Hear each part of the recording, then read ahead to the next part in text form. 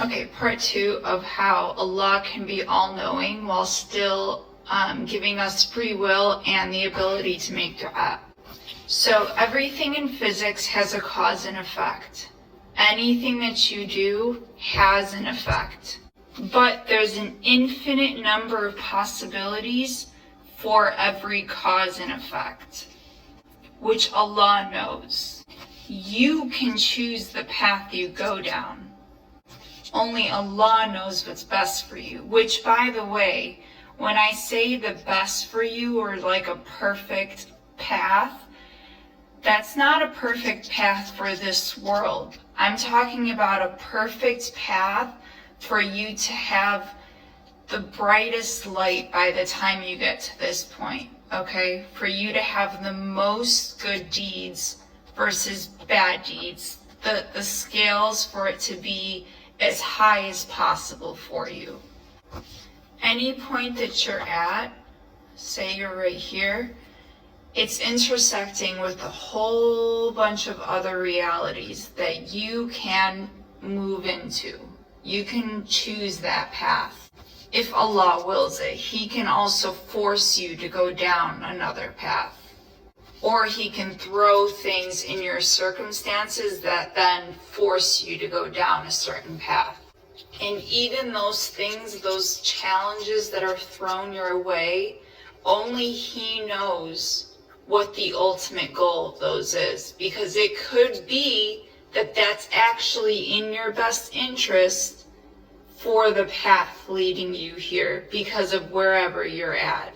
And so when we make dua and we're reaching out to Allah, it's because we don't know where to go next and what's best, and He does. And the concept of Allah guides you to make dua, or He nudges you to make dua, is because He ultimately holds your soul. Because remember, as Muslims, we also believe that our souls leave our bodies when we sleep. So I think about it as like a cord, okay, between your body, and Allah. And your soul travels up that cord when you're asleep and then reels itself back into your body when you wake up. But when you're with Allah, that's why in your dreams we believe that Allah can give you signs in your dreams, is because your soul is literally with Allah and He's giving you that information. And the stronger your relationship with Allah, the closer that your light, your soul, can get to Him. And the stronger that cord gets. Think about it as a beam of light. And Allah can keep putting more and more light into that cord until it just keeps growing stronger. And the stronger the cord, the wider that light is, the more messages that can be transmitted and comprehended. And that's why when people say like they regret going against their gut feeling, it's because it's their soul telling them, because Allah is telling the soul. This is the way that I think about things. At the end of the day, Allahu A'lam, we will never know how the world operates exactly. But my mind has always battled with the idea of spirituality and science and predetermination and dua. And it has always driven me crazy. And this is just the way my brain operates and I can't change it. And this has helped me tremendously lately. And has strengthened my faith because it's helped me understand just how meticulous our existence is.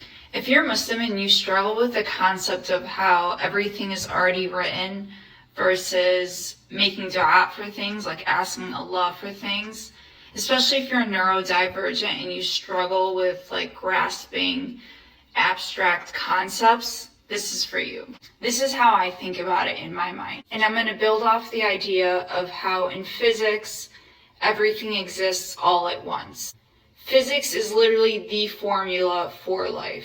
Everything that exists, everything that functions in the world can be explained by physics. Okay, but Allah created physics. He created literally the perfect formula for everything. So think about this as an infinite web of realities, okay?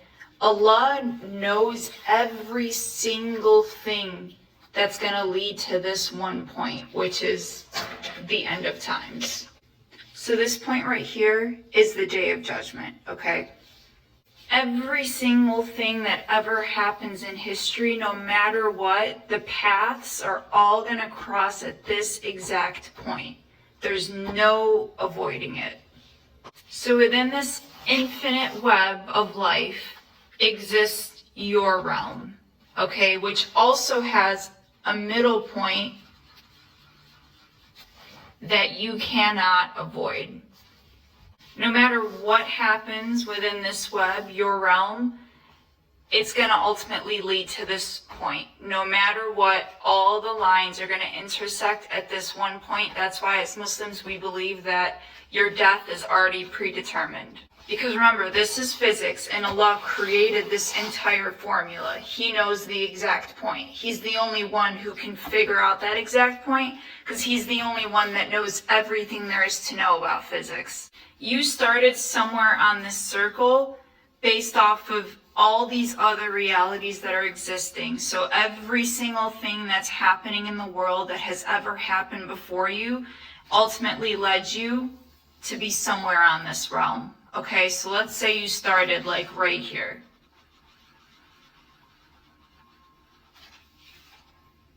So all of these possibilities are existing all at once, okay?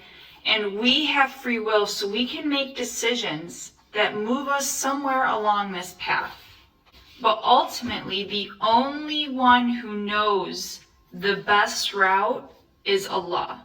And He's the only one that knows at any point where you are, whether you're here or here, wherever you are, He knows what the next best thing is for you and what's the worst thing for you. So the concept then of dua is, while you're at a point, you can ask Allah for guidance and help or to bring you something, and He knows the best decision for you. If you're ready for that thing at that time, He can grant it to you.